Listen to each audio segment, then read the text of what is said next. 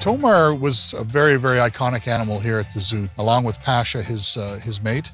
And they became very, very popular animals, not only locally, but nationally and internationally as Tomar neared the end of his life.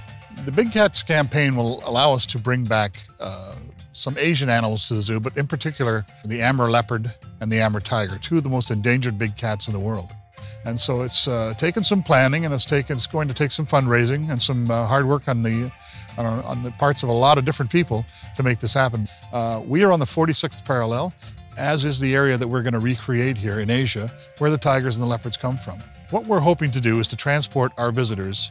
So we're hoping that when they walk into that area, they'll feel like they've walked into another part of the world, and that all of the infrastructure, all of the graphics, all of the buildings will look like they'll be arriving at a railroad station in Far East Russia. And when they get to that railroad station, there'll be a lot of explanation of what that part of the world is like. And then they'll go through an actual border post, as if they're entering into another country.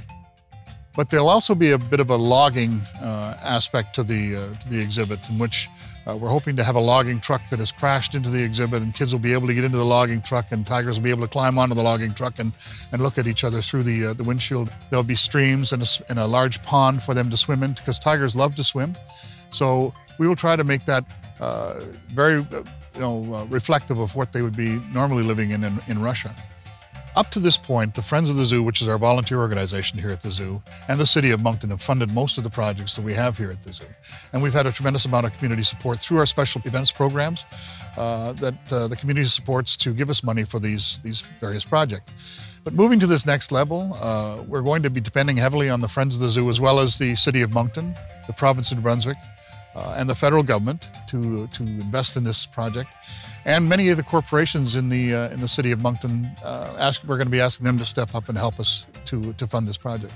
But we'll always be looking to the community, which has always supported us in the past and made the zoo what it is today. And so whether it's individual donations or whether it's donations into the many donation boxes here at the zoo, they will be a big part of this project as well. And I hope they feel that this is their zoo, and that any money they invest in it will be investing in their zoo.